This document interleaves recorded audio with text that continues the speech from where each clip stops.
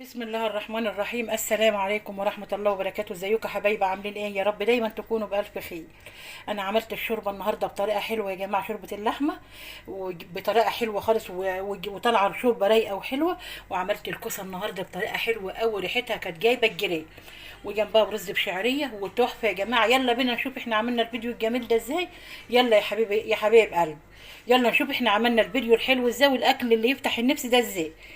واللي يعجبه الفيديو يحط له لايك واشترك في القناه عشان يوصله كل جديد. بسم الله الرحمن الرحيم. السلام عليكم ورحمه الله وبركاته. ازيكم يا حبايبي؟ عاملين ايه؟ يا رب دايما تكونوا بالف خير. النهارده يا حبايبي هعمل لكم اللحمه اللي بتتسلق ازاي والشوربه بتاعتها حلوه ازاي.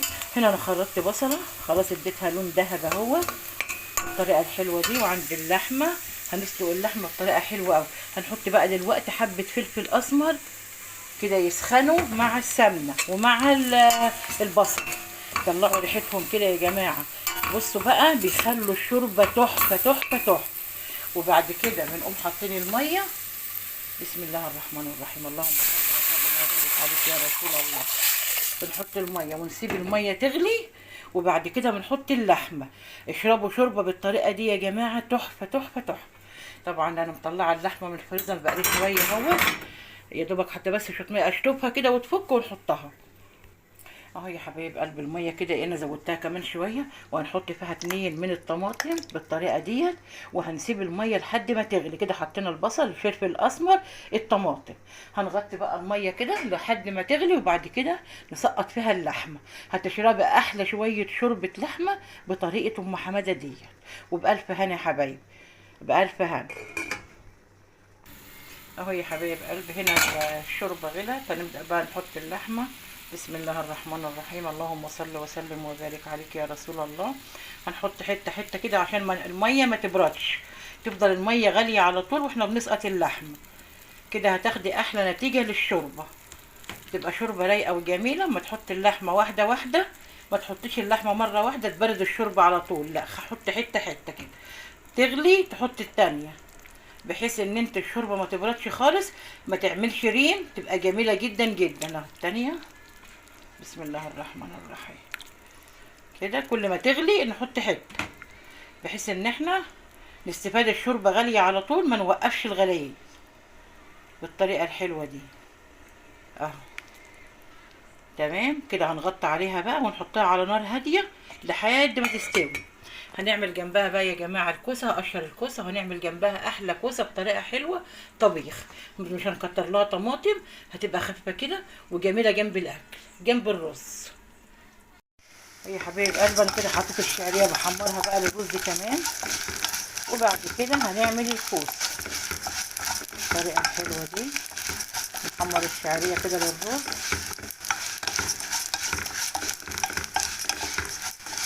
انا عندي الرز هنا، غسلت الرز المصري بتاعنا الجميل. ألف هنا يا حبايبي. طبعا عامله معاكم رز كتير بس عشان الناس اللي اشتركت عندي، ربنا يبارك فيهم كلهم، وبنات الصغيرين نوريهم احنا بنعمل ايه. كده الشعريه يا جماعه لما تحطها على النار ايدكم ما تشالش منها علشان ما توحدش منكم، تعمل حبايه وحبايه، لا ايدكم فيها على طول كده. لما تاخد اللون الذهبي بالطريقه دي تبقى كلها لون واحد، لكن لو سبتيها ثانيه هتلاقيها وحدت بقت حبايه وحبايه. الطريقه الحلوه دي. بسم الله الرحمن الرحيم. اللهم صل وسلم وبارك عليك يا حبيب الله يا محمد. كده هنحط الرز عليها خلاص كده احمرت حلوه، حمرها كده حلو لون الذهبي ده.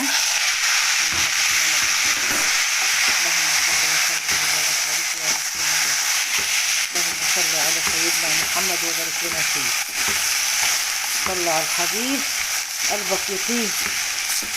صلوا على الرسول دايما يا جماعه. ربنا يبارك لكم في كل حاجه ويزود رزقكم وكل حاجه حلوه تبقى معاكم. اللهم صل وسلم وبارك عليك يا رسول الله. اهو يا حبايب قلبي كده هنحط الملح بتاعنا. بسم الله الرحمن الرحيم. اللهم صل وسلم وبارك عليك يا رسول الله. وهنحط الميه.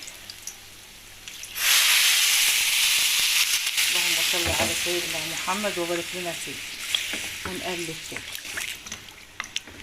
كده تاكلي احلى حبايه رز متقلبه كده في السمنه حلوه. اللهم صل وسلم عليك يا حبيب الله يا محمد. ونهدي عليه ونسيب عليه يستوي. بعد ما يغلي نهدي عليه النار بالطريقه الحلوه دي كده، نغطيه ونسيبه يستوي. طبعا عندنا اللحمه اهي بتغلي. بسم الله الرحمن الرحيم. اللهم صل. اهو يا حبايبي انا كده قطعت بصله واديتها لون ذهب اهوت بالكوسه. طبعا بسعد كده عشان ما اطولش عليكم الفيديو.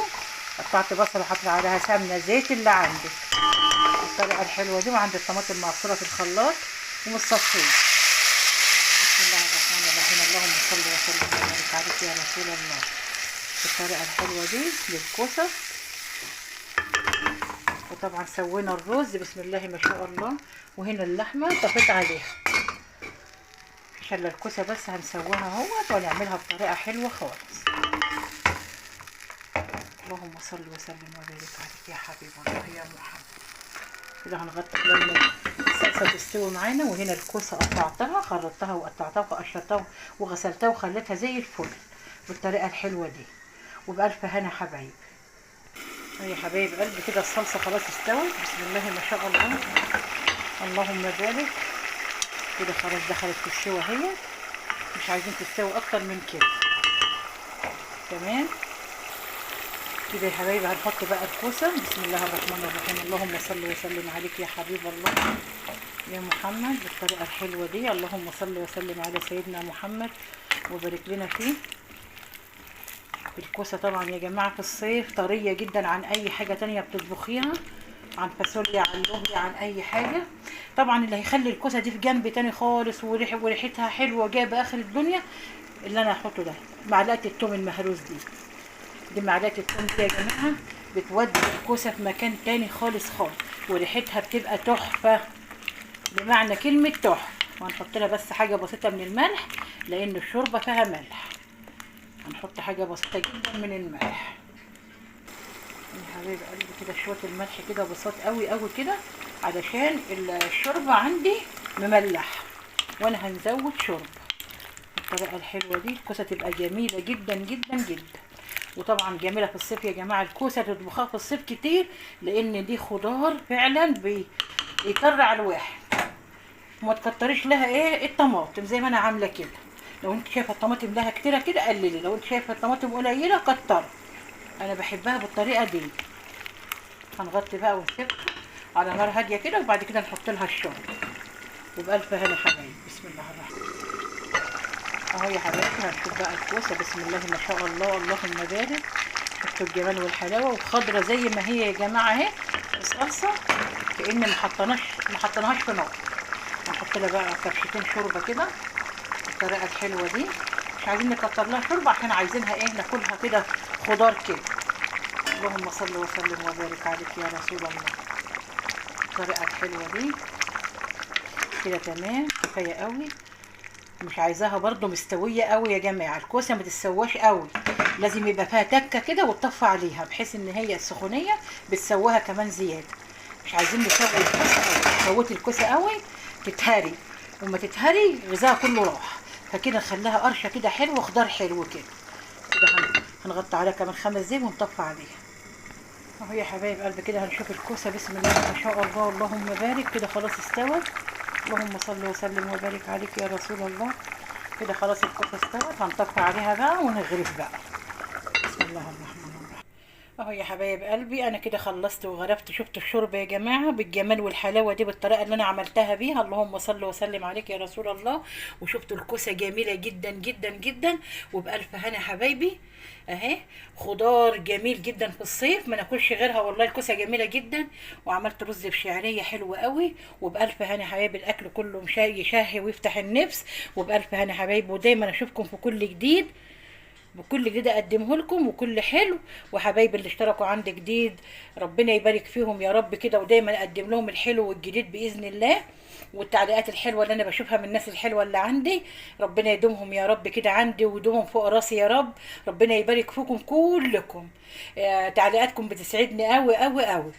ربنا يبارك فيكم يا حبايبي. وانا عملت الشوربه بالطريقه دي يا جماعه تحفه تحفه تحفه. اعملوها بطريقه ام حماده. شوربه اللحمه دي طبعا انا عملتها كتير في القناه بس يا حبايبي اللي اشتركوا عندي جديد لازم يشوفوا كل حاجه. وعملت الكوسه النهارده تحفه يا جماعه. واللي يعجبه الفيديو يحط له لايك واشترك في القناه عشان يوصلوا كل جديد. من اختكم ام حماد. دايما اشوفكم في كل الجديد باذن الله، وكل سنه وانتم طيبين يا حبايب قلبي. بعد عليكم الايام بخير يا رب. اشوفكم ان شاء الله في فيديو جديد بمشيئه الرحمن. مع الف سلام. مع السلامه حبايبي.